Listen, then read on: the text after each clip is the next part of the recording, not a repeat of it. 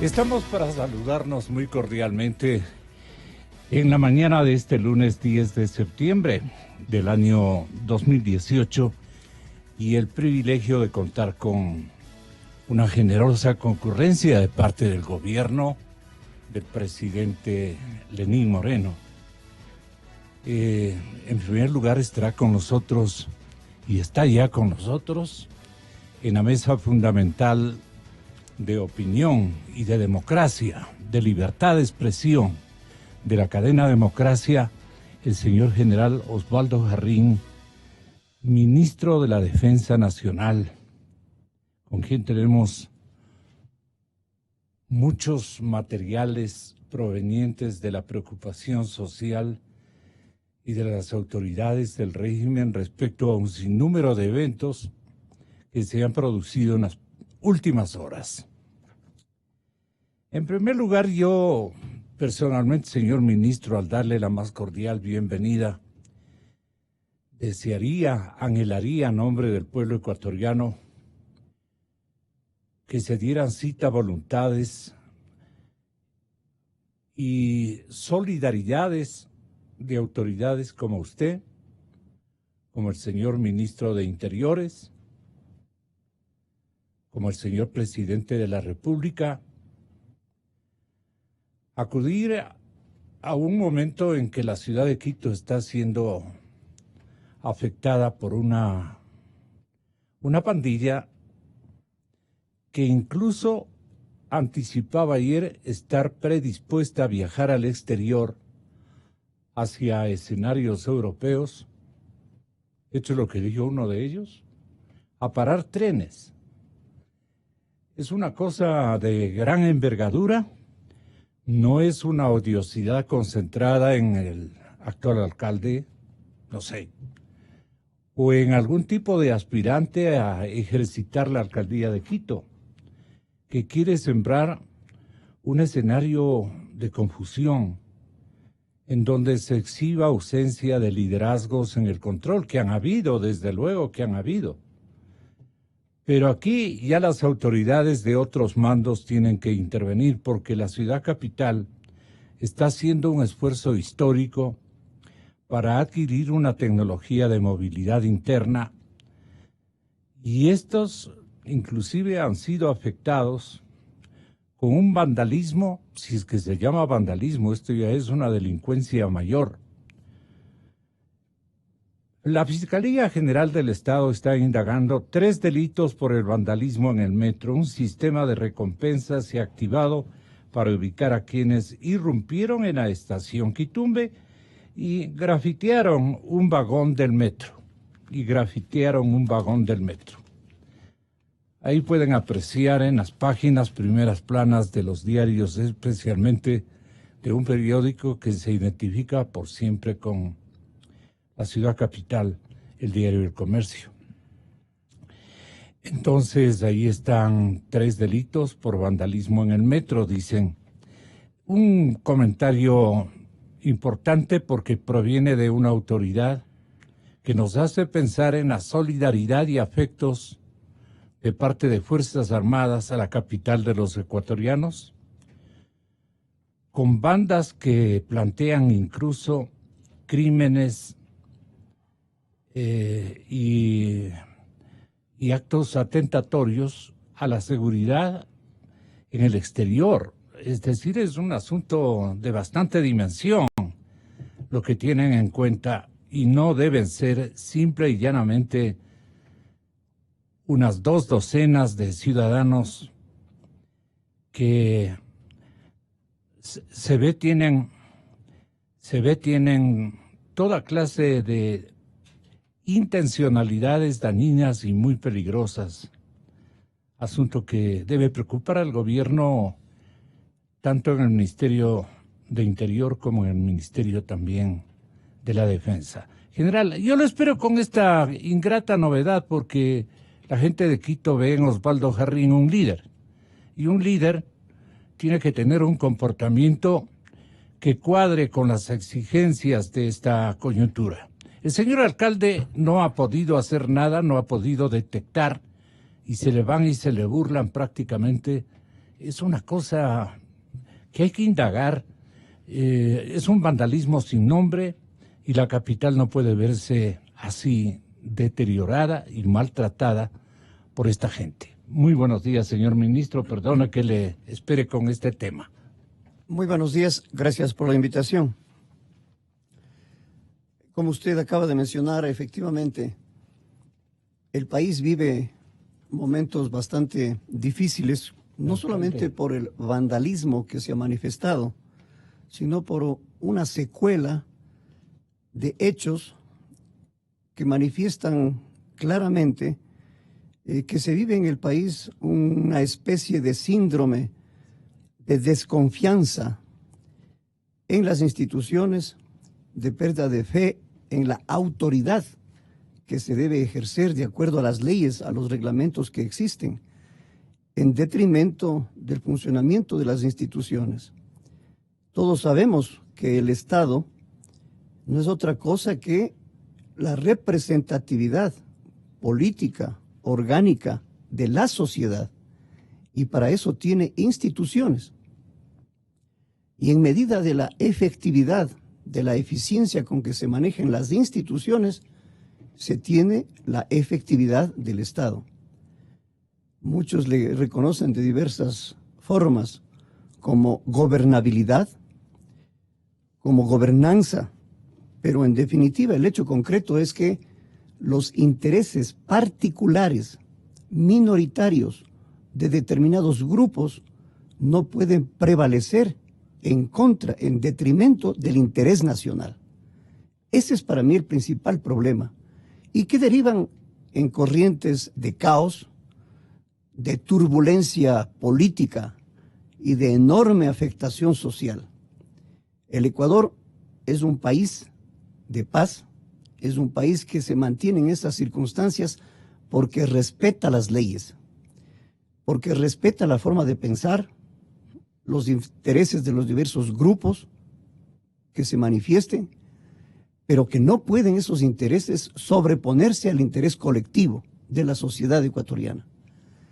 Estos hechos vandálicos tienen el mismo cariz de otros que se manifiestan en el país de diversas formas, pero que tiene que reconstituir en el país lo que significa la autoridad, la vigencia de la ley, de las normas, porque una comunidad civilizada es lo que debe primar si es que se quiere tener un seguro en su futuro, si se quiere tener efectividad en su destino, y si puede la comunidad vivir en paz, en tranquilidad, en armonía, dedicada a sus diferentes actividades, pero alejadas de estos comportamientos vandálicos que no solamente afectan a hechos concretos, como en el caso que se acaba de mencionar, el vandalismo en las estaciones y en las unidades del metro, sino en todas las manifestaciones que tenemos en el país, que lastimosamente son una secuela de periodos políticos que se vivieron un tanto autoritarios y caóticos,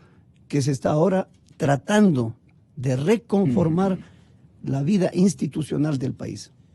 ¿Y si proceden estos atentados de esos grupos, o cree el Ministerio y la Inteligencia Militar que es un asunto que solamente se focaliza en un ejercicio de vandalismo? No podríamos centralizar el tema solamente en el grupo vandálico que se manifiesta, sino como hemos manifestado en términos generales, hay una secuela que es una consecuencia por la autoridad irracional que se ha estado aplicando. Me refiero a manifestaciones autoritarias fuera de la ley, a manifestaciones basadas en el temor, en la coacción y no en lo que dicen las leyes. Y la autoridad está para hacer cumplir las leyes, no para hacer cumplir su voluntad personal. Ese es el cambio sustancial que debe existir en el país.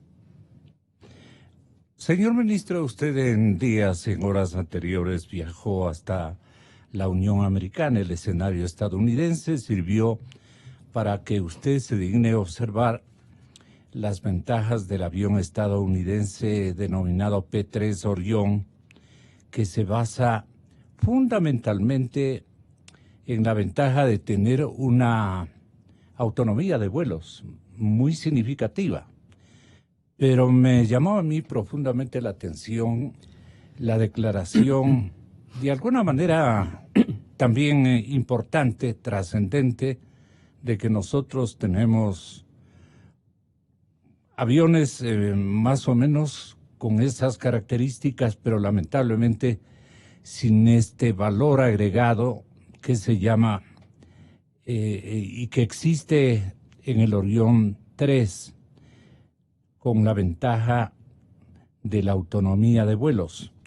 Esto quiero que conozca la ciudadanía para que estemos calmos y anhelosos de que la vigilia, el sondeo, el seguimiento, que las investigaciones que están realizando nuestras Fuerzas Armadas y especialmente nuestra Marina Nacional esté a tono con las circunstancias y necesidades que priman en estos instantes, en donde nosotros nos hemos convertido y hemos entregado parte de nuestro mar al ejercicio de rutas muy peligrosas, navieras y aéreas, que están trasladando droga y que nos llevan algún tipo de ventajas.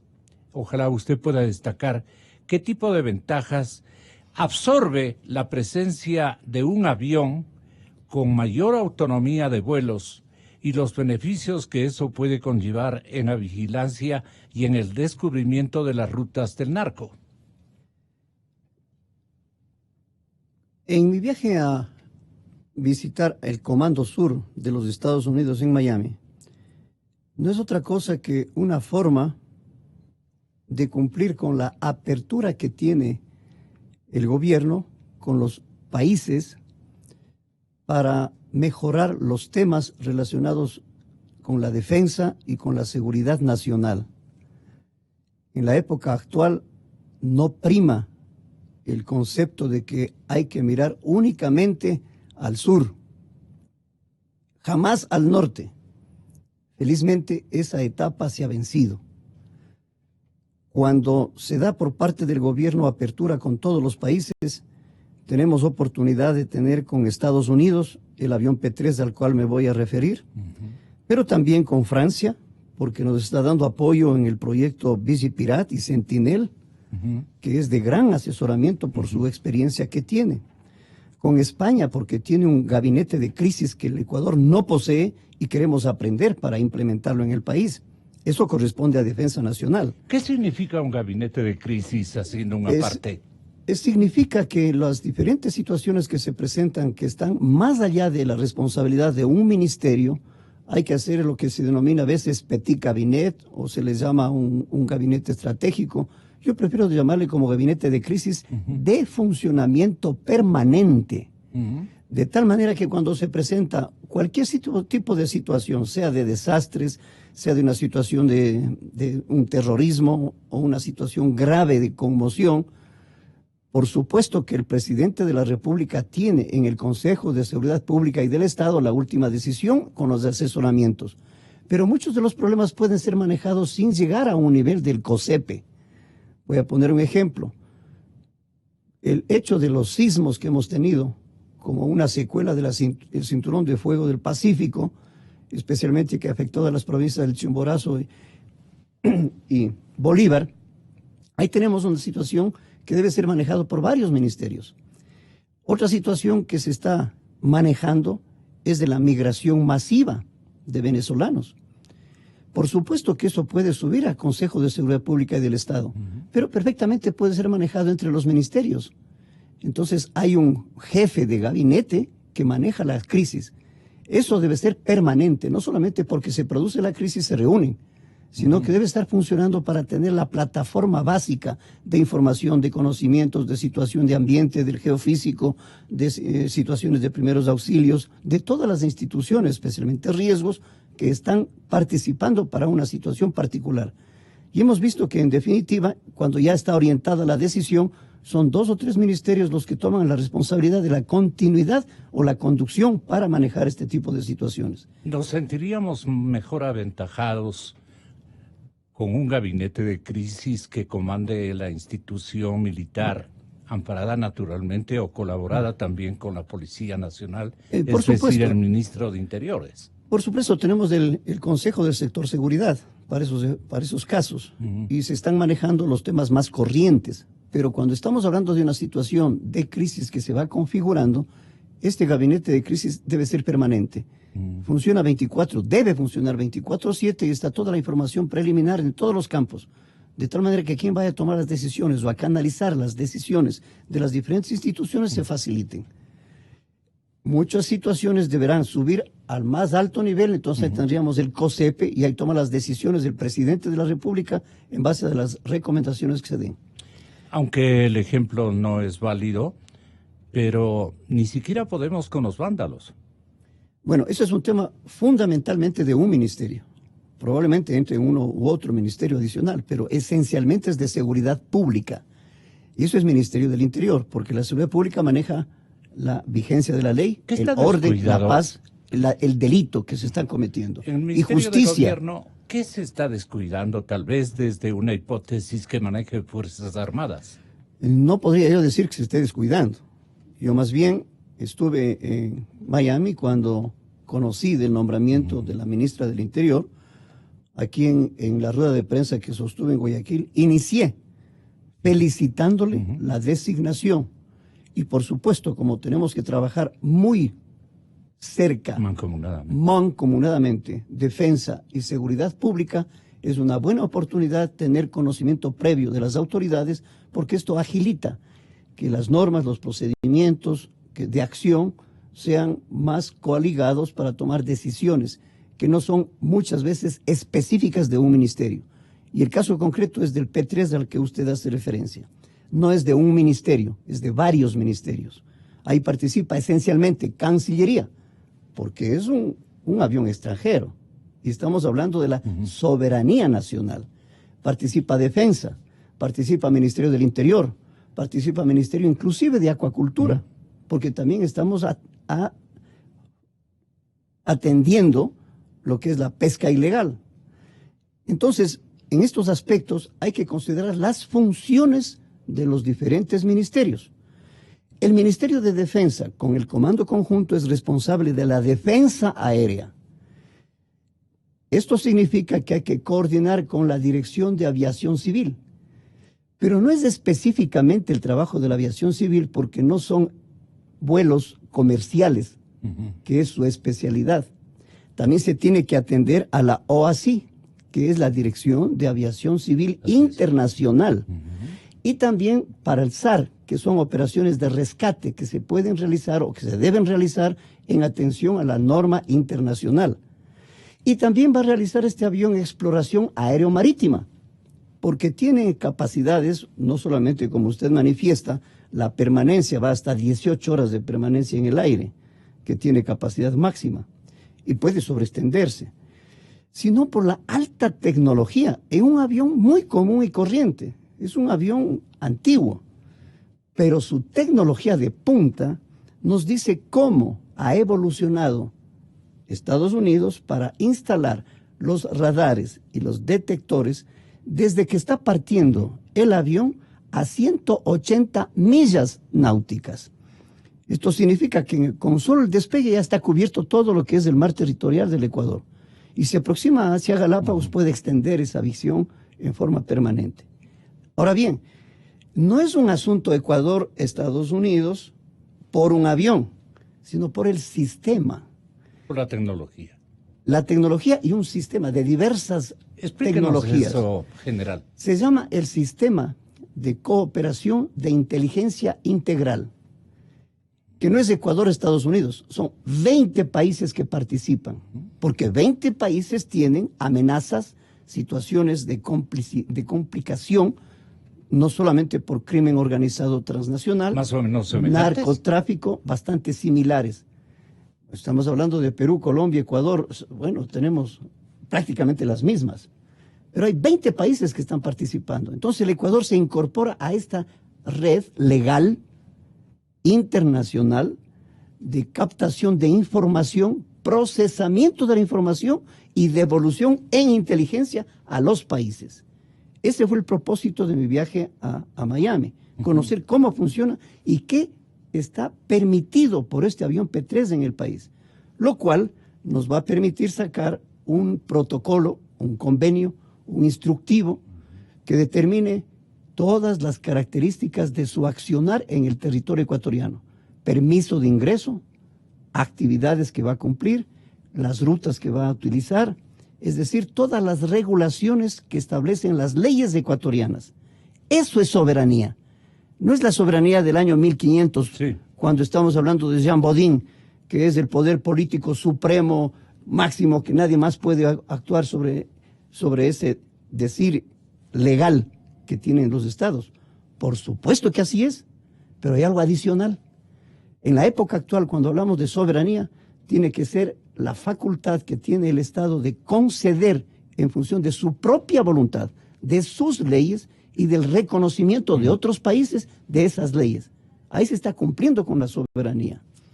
No es solamente la soberanía en función de una ley y una declaración, sino el reconocimiento del resto que existe esa soberanía por parte del país. Los soberanos inútiles pueden ya salir a decir que estamos concediendo, digamos, una internación de mecanismos, de tecnologías que van a irrumpir en nuestra territorialidad aérea y del mar. Y no podemos ser, digamos, soberanos pero inútiles. Tenemos que apelar a la tecnología.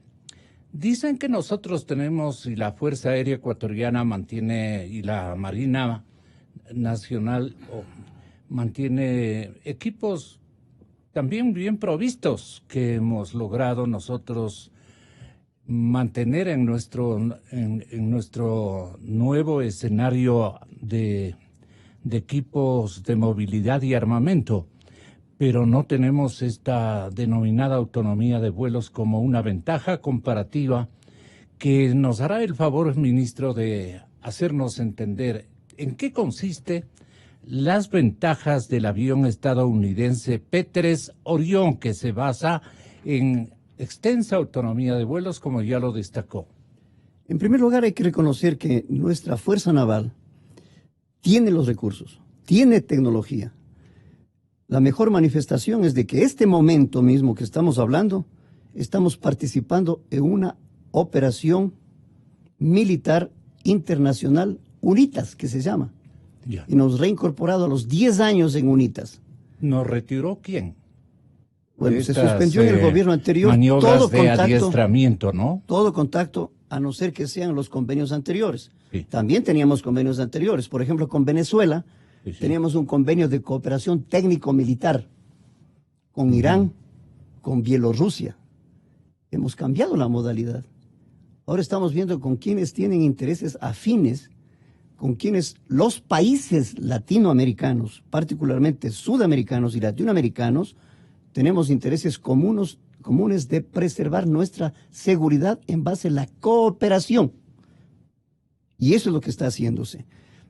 Y esta manifestación de encontrarse en la operación UNITAS está demostrando que tenemos capacidad. Nuestros mandos, nuestros estados mayores, nuestros comandos están con una corbeta, con un avión, con un helicóptero, participando en esas maniobras. Si hay que reconocer que no tenemos todos los recursos, claro, y los medios que quisiéramos tener. Tecnológicamente hablando. Pero en el conocimiento y en la estratagema sí tenemos. Tenemos gente preparada. Por eso hay que participar internacionalmente en estos ejercicios. Es un orgullo para que el Ecuador pueda participar con los escasos recursos, pero igual nivel de comando, de intercambio, de interoperabilidad con las diversas las misiones que están cumpliendo las fuerzas navales de varios países en este ejercicio UNITAS. Pero la tecnología obviamente no está en el nivel más avanzado como sería la aspiración. Y ahí está el avión P-3, que no es solamente mantenerle mayor permanencia o radio de acción, sino la detección, la utilización de radares que no tenemos en condiciones en idéntica forma que tienen los países desarrollados y en este caso particularmente los de Estados Unidos. Y así tenemos con otros países también. Por ejemplo, puedo mencionar, Reino Unido nos está apoyando con su gran experiencia en la operación Cobra, que es para las acciones antiterroristas que deben realizarse.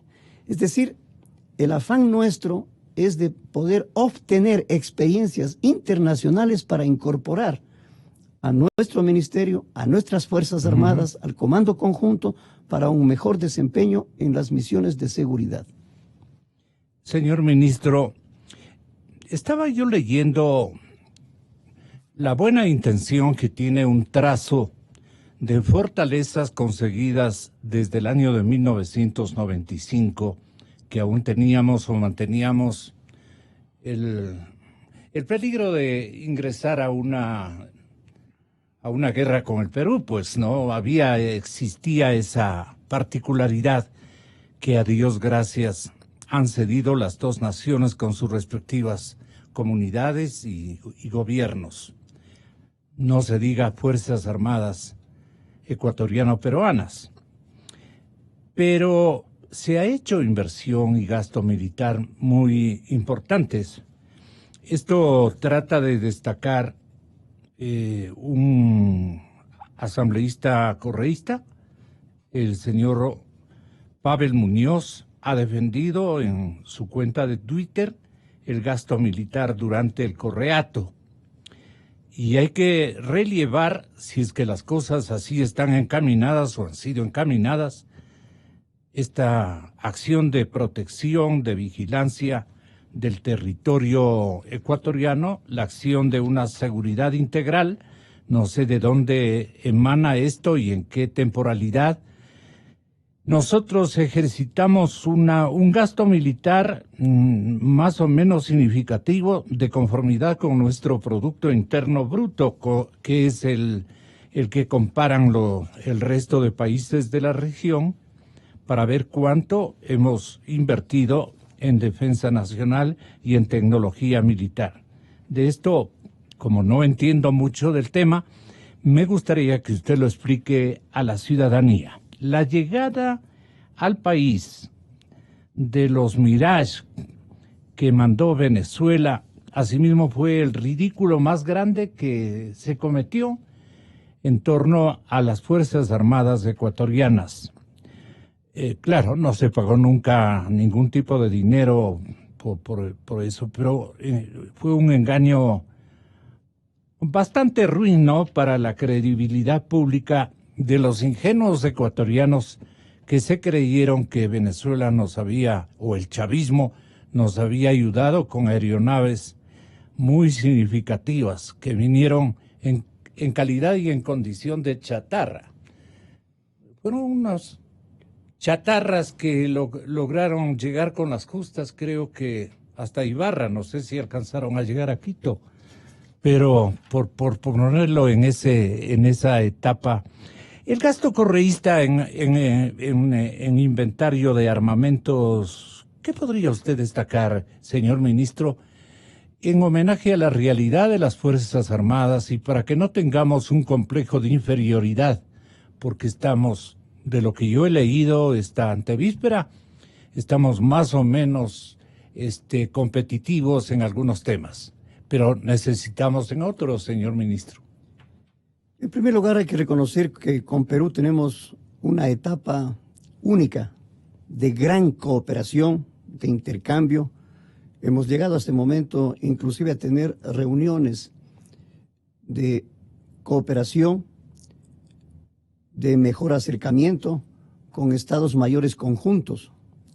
Esto significa hay un alto nivel de cooperación, de acercamiento y de proyectos que se tienen de común beneficio. Estamos hablando del tema fundamental de la seguridad marítima, por ejemplo.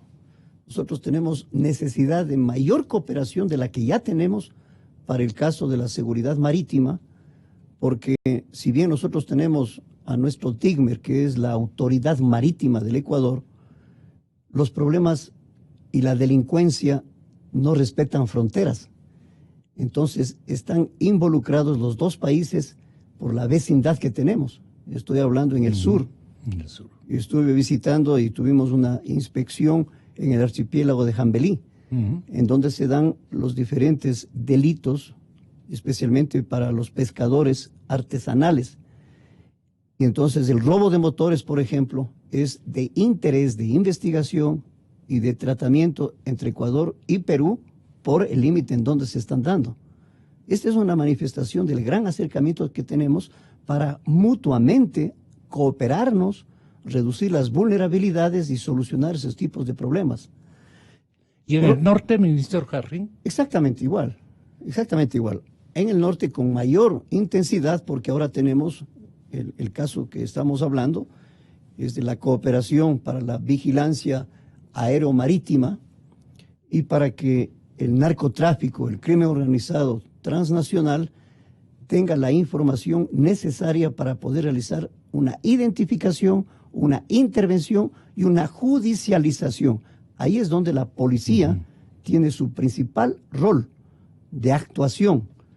Y en ese campo estamos cooperando tanto con medios aéreos, con medios marítimos, para que esta judicialización sea la adecuada y esté vigente la ley del país, la ley internacional, evitando el incremento de esta gran afectación que tenemos con los delitos transnacionales como es el narcotráfico. Por otro lado, cuando se está hablando del gasto militar, solamente hay que hacer una reflexión.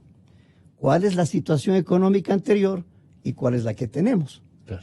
Entonces, ¿cómo se pueden asignar recursos en igual dimensión en diferentes circunstancias económicas del país? No obstante que han habido compras como los DRUF, como los radares chinos, y todo esto que ha sido un gravísimo dolor de cabeza y que hasta ahora no está completamente solucionado porque evidentemente el Ecuador respeta las leyes y los procesos tienen que tomar su tiempo hasta que se solucionen. Hay que cumplirlos. Y que hay que cumplirlos.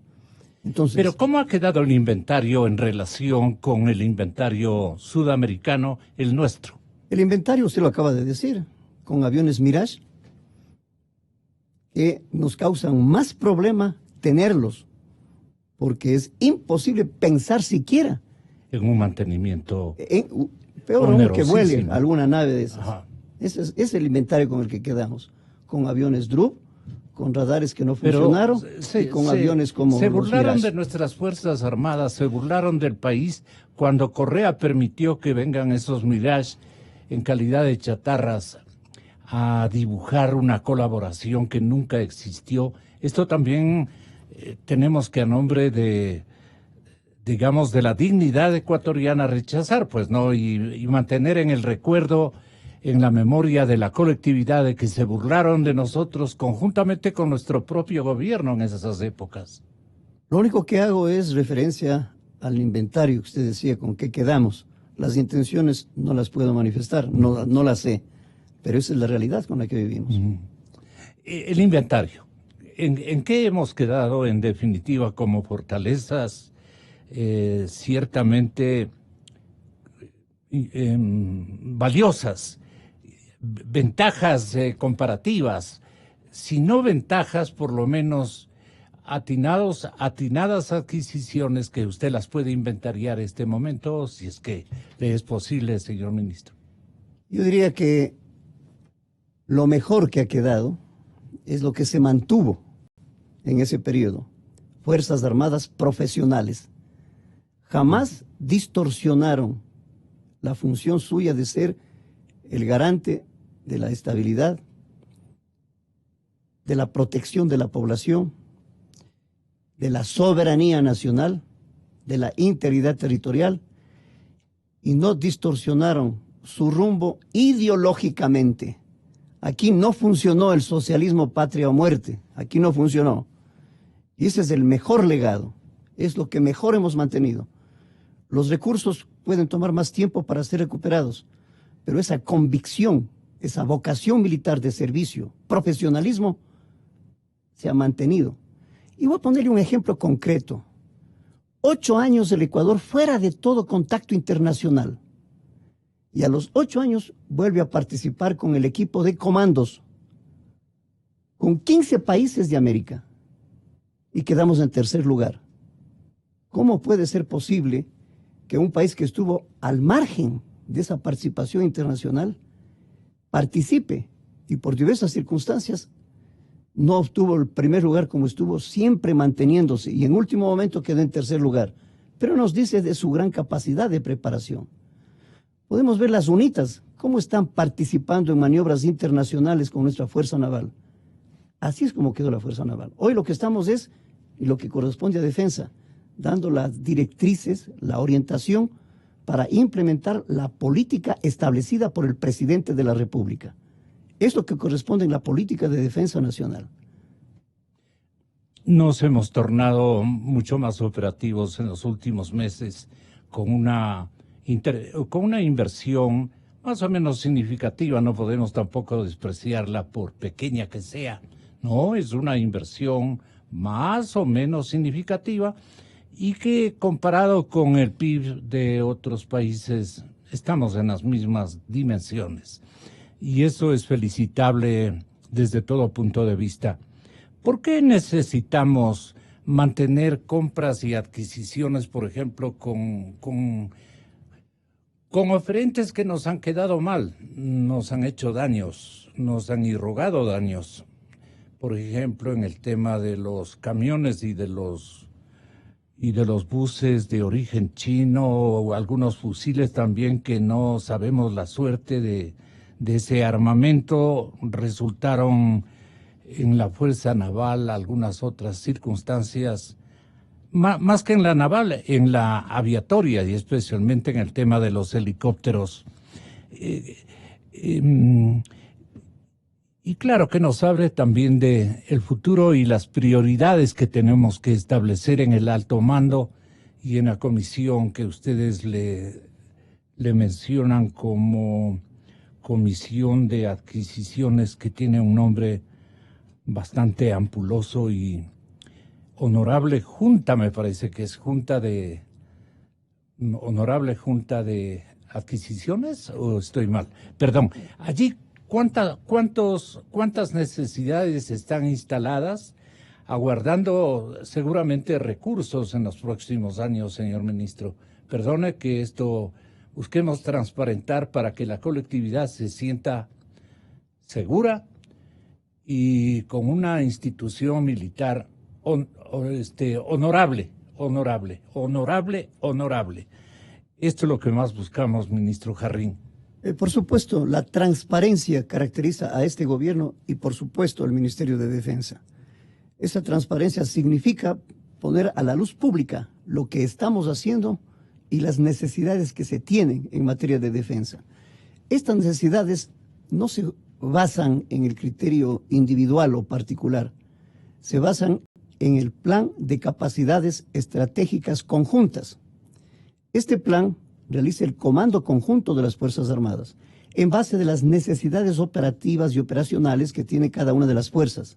Comando Conjunto las analiza y sabemos en qué condiciones está el país con sus Fuerzas Armadas para cumplir las misiones constitucionales. De este plan de capacidades estratégicas conjuntas, en función del presupuesto, se establecen las prioridades, algunas que pueden ser adquiridas solamente con el presupuesto actual vigente, que es el POA, o puede ser plurianual. Voy a poner un ejemplo. La capacidad cibernética, ciberseguridad, no la ha tenido el Ecuador. Ya la estamos adquiriendo. Eso es con el presupuesto actual.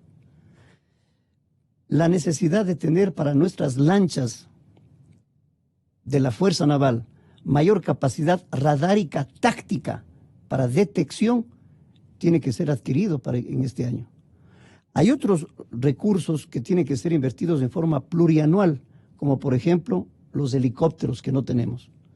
Entonces, nuestro afán es iniciar un contrato el contrato de adquisición plurianual para poder ir pagando progresivamente, pero firmarlo en este año.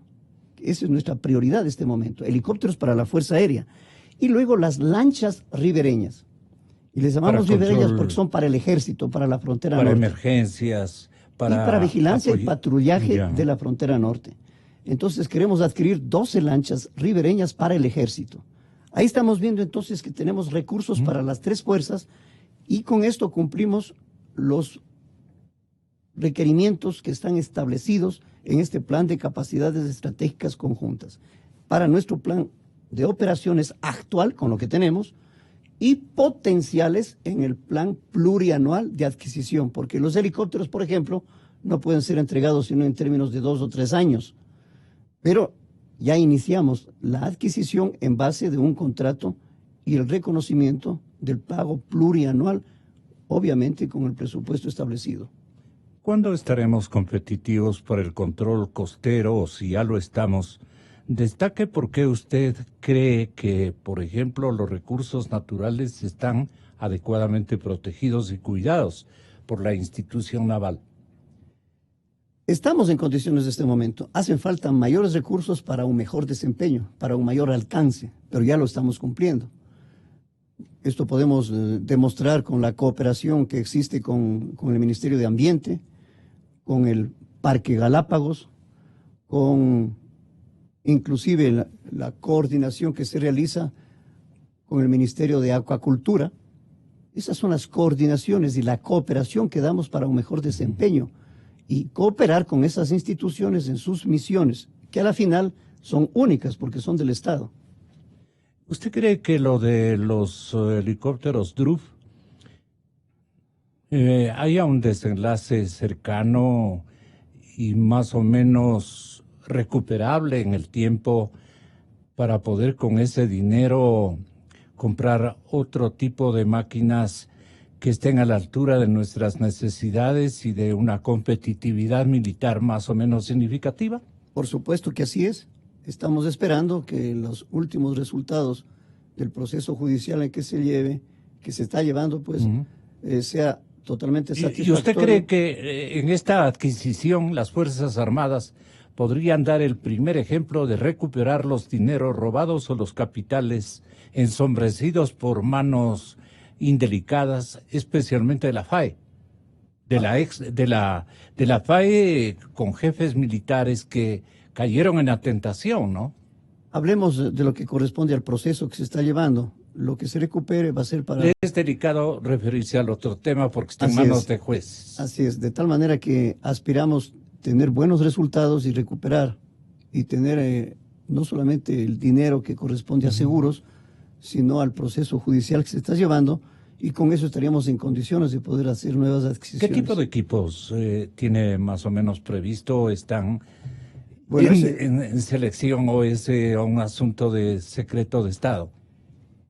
Por el momento sí, mientras no estén realizadas las contrataciones. Cuando ya estén las contrataciones, ahí diremos con qué casas y en qué condiciones, porque hay, en primer lugar, hay una ley de contratación pública que hay que dar cumplimiento. Y en segundo lugar, hay un reglamento del Ministerio de Defensa para las contrataciones. Y hay que ser muy meticulosos, transparentes, para poder iniciar cualquier tipo de los procesos que he mencionado.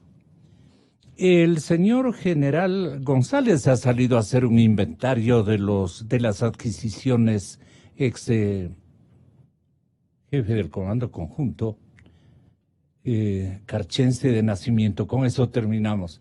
¿Cómo le parece el inventario que ha realizado? De lo contrario, le doy también un informe que lo tengo a mano para que usted lo analice. Pero si lo ha leído, algún comentario de lo que él destaca en el inventario armamentista que había sido adquirido en años anteriores. Bueno, prácticamente nos hemos referido a los aspectos y a los materiales más fundamentales y el destino que han tenido estos. El resto, pues, se mantienen en condiciones de mantenimiento, de operabilidad, y esa es la función del Ministerio de Defensa, de tal manera que los recursos que se tengan, lo que se invierta sea para preservar en las mejores condiciones y poder seguir cumpliendo las misiones que corresponden a cada una de las fuerzas. No nos ha dicho las ventajas del Orión norteamericano y cuándo lo vamos a comprobar. ¿Usted también creo que va a volarlo en próximos días o en próximas horas? No tengo planificado, pero lo que hay que considerar que es un avión de condiciones de aviónica común. La alta tecnología que está es en las computadoras y en los radares que posee. No solamente para la permanencia en sus misiones, que pueden ir hasta de 18 horas, que eso ya es bastante, sino el alcance que tienen estos radares para poder obtener la información. Y no es solamente del avión, como iba manifestado, sino que es uno de los elementos de toda una red compleja de cooperación que mantienen los países sudamericanos. Entonces no es un asunto Ecuador-Colombia, es un asunto de Ecuador y los países de la región que se benefician de este sistema de cooperación, de inteligencia integral, como se denomina. Ministro, ha sido un placer tenerlo aquí, un privilegio. Gracias por habernos acompañado. Osvaldo Jarrín, ministro de la Defensa Nacional, ha estado a unos micrófonos de la cadena Democracia. Toda suerte, ministro, y que Dios nos bendiga. Ok. Cuando hablamos de Fuerzas Armadas, siempre hemos de referirnos con